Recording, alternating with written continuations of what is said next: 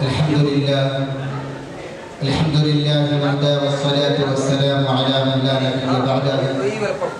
أعوذ بالله من الشيطان الرجيم. بسم الله الرحمن الرحيم. ألف لام ميم ذلك الكتاب لا ريب فيه هدى للمتقين. قال النبي صلى الله عليه وسلم إن الله يرفع بهذا الكتاب أقواما ويضع به آخرين، أو كما قال عليه الصلاة والسلام. باوقار معزز محترم علماء، ائمہ اور شہر تنسکیہ سے تشریف لائے ہوئے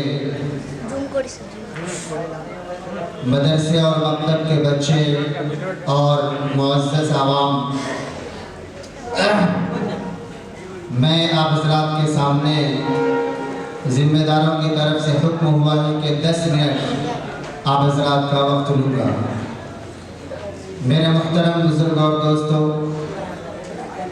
ایک شعر ہے کہ حیرت ہے کہ تعلیم و ترقی میں ہے وہ پیچھے، حیرت ہے کہ تعلیم و ترقی میں ہے وہ پیچھے، جس قوم کا آغاز بھی اقرا سے ہوا تھا. اقرا میں لفظی معنی آتے ہیں پڑھنے کے، تو ہم سب کا آغاز، اسٹارٹنگ اور افتتاح اقرا سے ہوا تھا.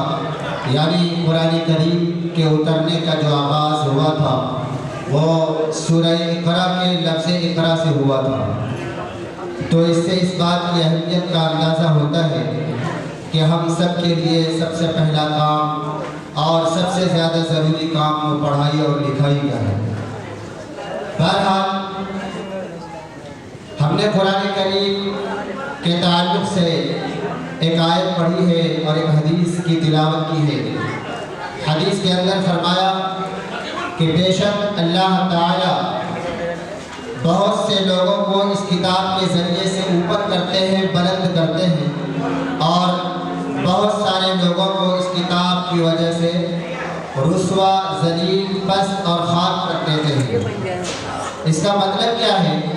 اس کا مطلب یہ ہے کہ جن لوگوں نے اس کتاب سے اپنا تعلق اور رشتہ مضبوط کیا، اللہ اس کو اٹھا دیتے ہیں، اللہ اس کو بلند کر دیتے ہیں. اور جن لوگوں نے اس کتاب سے اپنا رشتہ مضبوط نہیں کیا، وہ قوم تباہ و برباد ہو جاتی ہے، وہ لوگ ذلیل و خوار ہوتے ہیں. اسی وجہ سے علامہ اقبال رحمۃ اللہ علیہ نے کہا تھا کہ وہ معزز تھے زمانے میں مسلمان ہو کر، وہ معزز تھے زمانے میں مسلمان ہو کر، اور ہم خوار ہوئے تاریخ قرآن ہو کر. یعنی جن قوموں نے اور جن لوگوں نے قرآن سے اپنا رشتہ مضبوط کیا، وہ لوگ بلند ہو گئے، دنیا پر اس کی حکومت ہوئی. کیا ہے؟ زمین پر انہوں نے اپنی حکومت قائم کی. اور جن لوگوں نے قرآن سے اپنا رشتہ توڑ لیا، قرآن کو صرف دعا کی کتاب سمجھا، قرآن کو صرف ثواب کی کتاب سمجھا، وہ قوم کیا ہے؟ ترقی نہیں کر سکی. قوم ہمیشہ وہی ترقی کی ہے جس نے قرآن سے اپنا رشتہ مضبوط کیا، قرآن سے اپنا رشتہ اور نسبت کو مضبوط کیا. ہمیں اور آپ کو معلوم ہے کہ نسبت سے کیا ہے؟ حکم بدل جایا کرتی ہے، نسبت سے حکم بدل جایا کرتی ہے. یہ قرآن کے ساتھ جب کوئی کپڑا لگتا ہے تو اس کا حکم بدل جاتا ہے، وہ باعث عزت ہو جاتا ہے. ایک کپڑا وہ ہے جس کو ہم نے یہاں بچھایا ہوا، اس کے اوپر بیٹھے ہوئے ہیں، اور ایک کپڑا وہ بھی ہے جس کو ہم قرآن کے ساتھ لگاتے ہیں، جسدان بناتے ہیں. لیکن دونوں کپڑوں میں فرق ہے. ایک لکڑی وہ ہے جس پر ہم کھڑے ہوئے ہیں، جس پر لوگ بیٹھے ہوئے ہیں، یہ بھی لکڑی ہے. لیکن جب اسی لکڑی کو کاٹ کر کے رحل بنا دیا جاتا ہے، اس کا حکم بدل جاتا ہے، اس کو کہیں پھینکا نہیں جاتا. اس کا مطلب کیا ہوا؟ جس کا تعلق اور رشتہ قرآن کے ساتھ جڑتا ہے، اس کا حکم بدل جاتا ہے، وہ باعث عزت ہو جاتا ہے.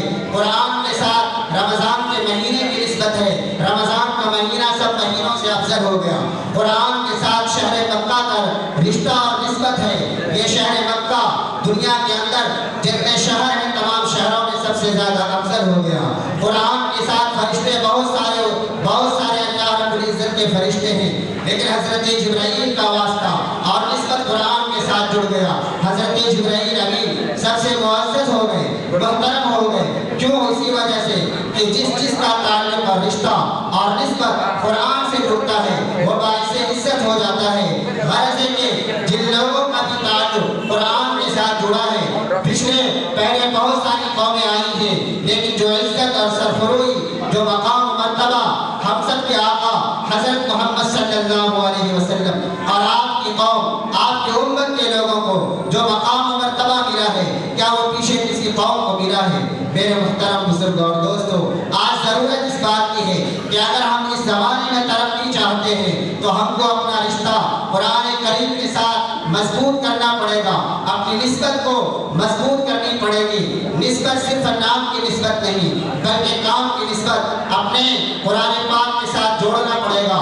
قرآن صرف ہمارے لیے، ہم یہ سمجھتے ہیں کہ قرآن کے اندر قرآن صرف دعا، ایثار ثواب، قرآن انسان کے مر جانے کے بعد کام آ جانے والی کتاب ہے، حالانکہ یہ نہیں۔ قرآن مرنے کے بعد کے لیے نہیں بلکہ زندہ رہنے کے لیے، زندہ کیسے رہا جائے، حکومت و اقتدار کیسے چلایا جائے، یہ ساری کے سارے علوم، یہ ساری کی ساری چیزیں قرآن کریم سے ملتا ہے۔ میں آپ حضرات کے سامنے ایک بات کہنا چاہتا ہوں بڑی ذمہ داری کے ساتھ۔ ہم یہ سمجھتے ہیں کہ قرآن کیا ہے؟ شفا کی کتاب ہے، ہدایت کی کتاب ہے، معزت کی کتاب ہے۔ میں آپ سے یہ کہنا چاہتا ہوں کہ قرآن صرف شفا کی کتاب، دعا کی کتاب، ایثار ثواب کی کتاب نہیں بلکہ قرآن ہی کے ذریعے سے قرآن پر ریسرچ اور تحقیق کر کے لوگوں نے کیا ہے ہر طرح کے علوم نکالے۔ سائنس کا علوم قرآن سے نکلتا ہے، جغرافی کا علوم قرآن سے نکلتا ہے، میتھ کا علوم قرآن سے نکلتا ہے۔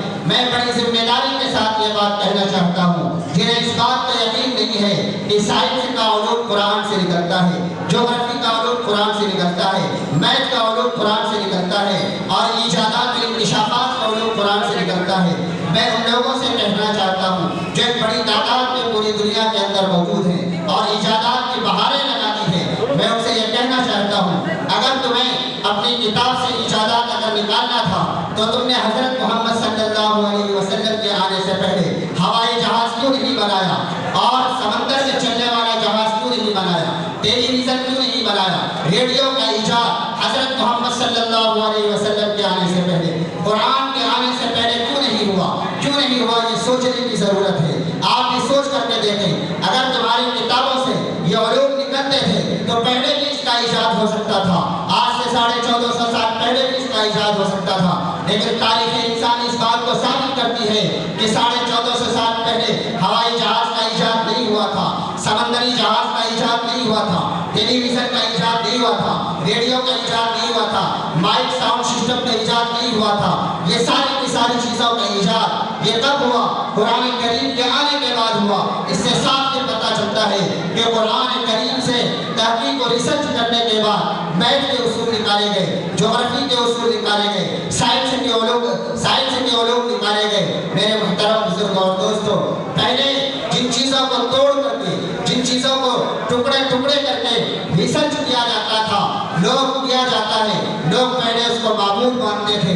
جب قرآن کریم نے یہ تصور دیا، جب قرآن کریم نے یہ تصور دیا کہ یہ پتھر تمہارے خدا نہیں ہو سکتے، درخت تمہارے خدا نہیں ہو سکتے، مٹی کے معبود تمہارے خدا نہیں ہو سکتے، تب انسانوں نے جا کر کے پتھروں کو توڑنا شروع کیا، درختوں کو چیرنا شروع کیا، پھر وہاں سے جا کر کے ایجادات و انکشافات کی بہاریں آئی ہیں۔